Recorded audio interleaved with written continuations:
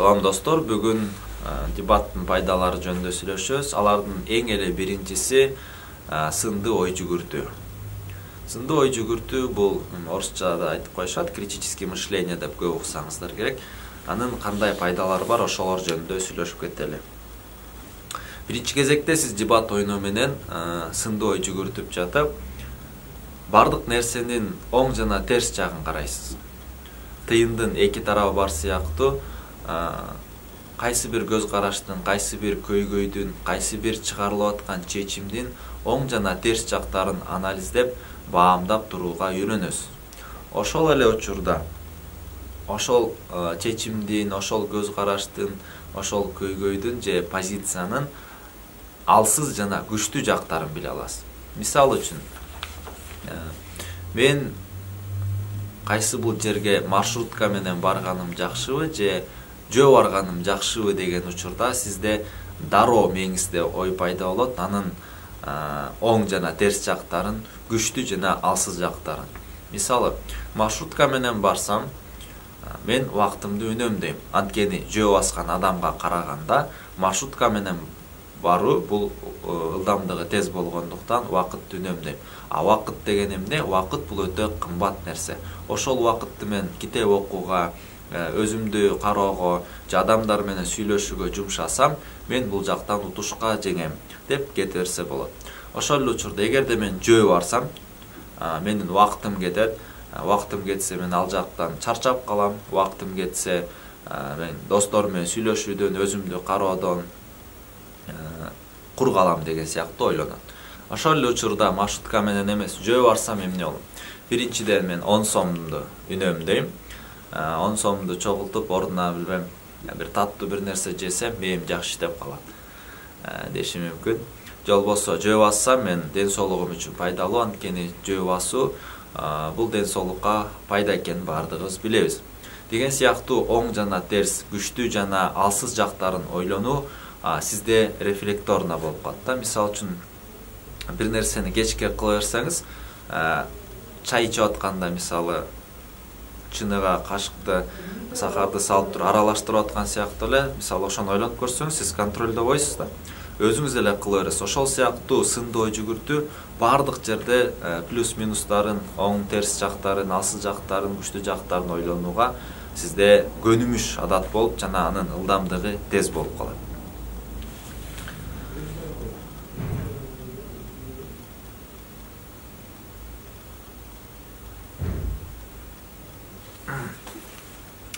Андан кийинки жагы, башка нерсенин же башка бирөөнүн өзүңүздү ордуна коюп көрүү. Көбүнчө эмпатия деп коет да. Мисалы үчүн мындай тема берилди. Бул палата жетимдердин кыялдарын орундатуу үчүн атайын фонд ачыш керек деп эсептейт деген тема берилсе, сиз өкмөт тарапта ойноп атсаңыз, то есть ушул позицияны жактап чыгып атсаңыз, биринчи кезекте сиз жетим деген ким жана жетим болуу кандай экенин сиз сезип көргөнгө болгон аракетиңизди кыласыз.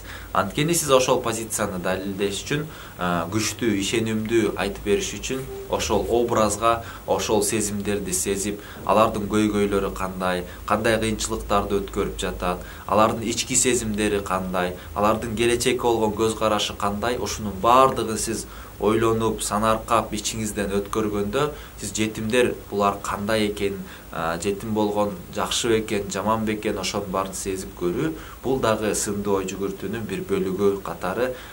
Ошол адамдын кайсы бир позицияда, кайсы бир көз карашта өзүңүз болуп көрүп, сезе аласыз. Мунун эмнеси менен жакшы, сиз ошондой көйгөйлөргө, ошондой бир көз караштарда сиздин кандайдыр бир деңгээлде көз карашыңыз өзгөрөт. Адам, мисалы, качан адамды түшүнөт, качан адам өзүн ошол адамды ордуна коюп көргөндө да. Мисалы, ошол эле жетимдин жетим деп образын айтып атам, кечирим сурайм, баягы тема катары. Ошол жетим болгон кандай экенин билиш үчүн адам дебатта сезип көрүп аткандан кийин, жеке жашоосунда чыкканда ошол көйгөй келгенде ал ошол көйгөйдү башкача карайт. Анткени ал уже ал сезимдерди сезип, өзүнүн башынан, оюнан өткөрүп көргөн сымал көз карашы таптакыр башкача болуп калат. Ошондуктан сынды ой жүгүртүүнүн экинчи бөлүгү катары сиз ошол көйгөйдүн ичинде, теринин ичинде болуп, көйгөйдү ичинен жакшы түшүнүүгө сизде аракет болот. Бул жакшы жери, кийин дагы бир жаңы позиция келгенде сиз дароо ошонун ордуна коюп көрүп, ал кандай сезимдерди сезип атат, кандай ойлорду ойлоп атат, кандай көйгөйлөр болот, баардыгын өзүңүздүн ичиңизден элестетип, сезип туруп, ой жүгүртүп, чечим чыгаруу бул башка адамдарды түшүнүүгө, алардын чындыгын табууга жакшы мүмкүнчүлүк берет. Андан кийин болсо, ошо сынды ой жүгүртүүдө үчүнчүдөн сиз тактикалык, стратегиялык ойлонуу.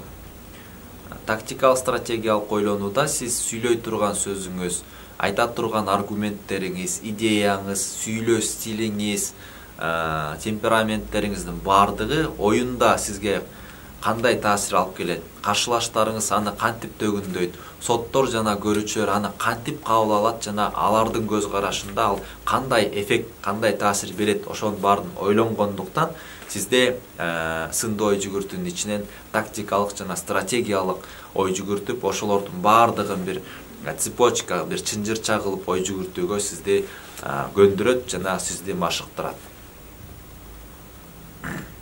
Мунун жакшы жери дебаттан сырткаркы жашоодо дагы, жумушуңузда, окууңузда, досторуңуз менен сүйлөшүүдө сиз тактик, стратег катары ойлонуп, ой жүгүртүп сүйлөп каласыз. Сиз сүйлөгөн жерден сиздин кемчилигиңизди көрө алышпайт, сиздин сөзүңүзгө каршы келген жерлерин таба алышпайт жана сиздин сүйлөгөн сөздөрүңүз өтө таасирдүү жана элдин көз карашында сиз абдан өзүнө ишенген жана туура сүйлөгөн адам катары мындай эффект жарата аласыз.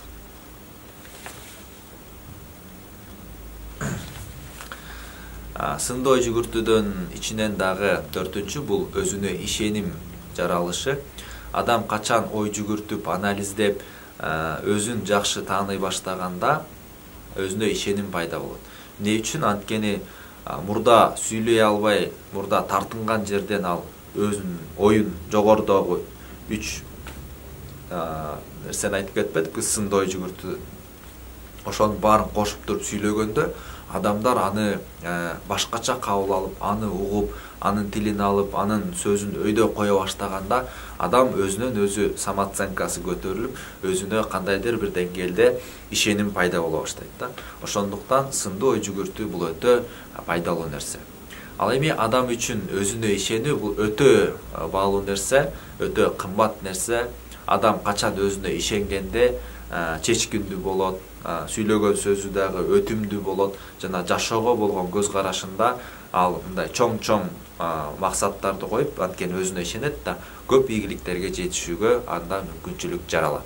Сынды ой жүгүртүүнүн ичинде дагы 5-чи бөлүк катары командада иштөөнү алдым. Анткени сынды ой жүгүрткөн адам эмне үчүн тиги мени жаман көрүп койду, эмне үчүн ал тигинтип айтты, эгерде мен азыр ушинтип айтсам, командада менин ордум кандай болот, алар кандай жооп беришет деген сыяктуу бардык ситуацияны ойлонуп жана жогоруда айтканда стратег, тактик катары ойлонуп туруп, анан командага жага турган, команданы ээрчите турган, командага ишене турган сөздөрдү сүйлөш үчүн бул командада иштөөнү дагы, командада ой жүгүртүүнү дагы сизге үйрөтөт. Бул өтө маанилүү нерсе, анткени сиз мектептен эле, университеттен, жумуштан, негизи эле жашоодо биз өзү командада жашайбыз. Биздин командабыз бул сиздин үй бүлөңүз, сиздин классташтарыңыз, сиздин курсташтарыңыз, биз жашап жаткан коом баардыгыбыз бир командабыз. Ошондуктан командада иштегенди үйрөнүү, команданын кызыкчылыгын ойлонуп жана ал жакта өзүңдүн кызыкчылыгыңды мыкты деңгээлде таасирдүү түртүп, элди ага ишендирүү бул өтө маанилүү нерсе. Ошондой адамдар ийгиликтүү жана таасирлүү болуп коомдо өзүнүн бир ордун таба алат. Сынды ой жүгүртүүнүн дагы бир 6-чы бөлүгү көйгөйдү так кароо жана табуу. Көбүнчө адамдар менен сүйлөшүп жатсаң, А десең Б дейт, же болбосо айтып жаткан сөзүңдүн маанисин такыр түшүнбөйт да. Ал эми сынды ой жүгүртүп алган адам сен айтып аткан сөздөн сен айткың келип аткан маанини табат. Көбүнчө кыздар менен балдар ортосунда ушундай болот го, кыздар айта берет го, балдар силер такыр намёкту түшүнбөйсүңөр деген сыяктуу. Ошол кыздардын сүйлөгөнүн элестетип көргүлө. Мындай вроде бы башка нерсени айтат, бирок мааниси такыр башка нерсе да. Ошол сыяктуу дебаттагы сындуу ой жүгүрткөн адам көйгөйдү так көрө алат. Адам сүйлөп атканда эмнени айткысы келип атат, конкретно анын позициясын, идеясын сразу түшүнүп, так кабыл алат. Ошол эле бир көйгөйдү карап атса, ошакта көйгөйдүн чыныгы көйгөйүн таап, ошону менен күрөшкөнгө аракет кылат. Бул эмне үчүн сиз үчүн пайдалуу? Жеке жашооңузда, жумушуңузда, окууңузда, мисалы сабак болуп атса дагы, мугалим сизге суроо берип атса, ал мугалим эмнени уккусу келип атат, бул суроону эмне үчүн берип атат деген суроолордун келиши эле бул сизди ошол классыңыздын ичинде, группаңыздын ичинде лидер катары, бат ойлонгон катары, интеллектуалдык жактан абдан өскөн адам катары, ошол эле коллегалардын ичинде көйгөйдүн тамырын түшүнүп, ошол тамырды айтып берип, ачып бере алсаңыз, сиздин авторитетиңиз, сизге болгон сый урмат өсөт жана сиздин ордуңуз чоң болот. Сындуу ой жүгүртүүнүн акыркы ошо 7-чи бөлүгү мен үчүн жеке өзүмдүкүн айтып атам, ар кимдики ар кандай. 7-чи бөлүгү бул чечендик стиль. Чечендик стилдер ар кандай болот да. Дебаттан, телевизордон, ораторлорду көрсөңөр, Гитлердин өзүнүн бир стили бар, Барак Обаманыкы өзүнчө, эми ар кандай президенттер бар, Путиндики бар, Эрдогандыкы бар, толтура да. Ар кимдин ар кандай стили бар да. Эми дебаттагы сындуу ой жүгүртүүдө кайсыл стиль, кайсыл жерде сүйлөнүш керек. Кайсыл стилдин алсыз жактары бар жана күчтүү жактары бар. Жана ошол стилдерди сиз колдонуп, бир оюнда Гитлерди кыйкырып ойноп, бир оюнда Дайрени окшоп, аябай серьезный болуп, бир оюнда бат-баттан сүйлөп, бир оюнда жалаң күлдүрүп сүйлөп көрүү менен сиз ошонун баарын анализдейсиз да. Коомго кандай темада, кайсыл учурда кантип сүйлөгөн жакшы. Мисалы үчүн өтө көйгөйлүү, кайгылуу темада чыгып алып күлдүрүп сүйлөгөнүн эффектиси жок экенин сиз түшүнөсүз. Ошол эле учурда серьезный болуп, мындай күлкүлүү тема болуп атса, сиз чыгып эле серьез кармай берсеңиз дагы анын эффектиси жок экенин түшүнөсүз да.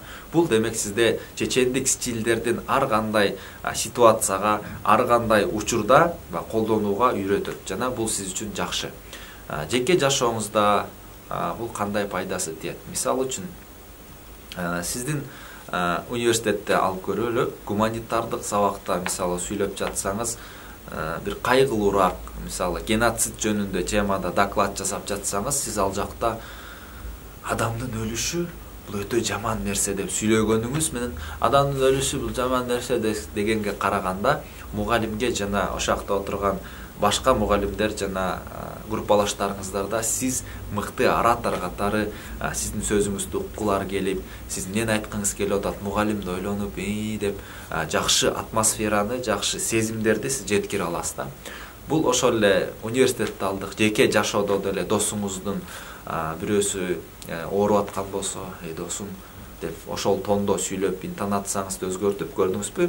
Чечендик стилди өзгөртөбүз. Бирөө сүйүнүп атса, сүйүнүп сүйлөп, адамдар ушул нерсени контролдоп туруш керек да. Бул дагы машыгууну, бул дагы өзүнөн иштөөнү талап кылат, ошондуктан бул сиз үчүн өтө керектүү нерсе.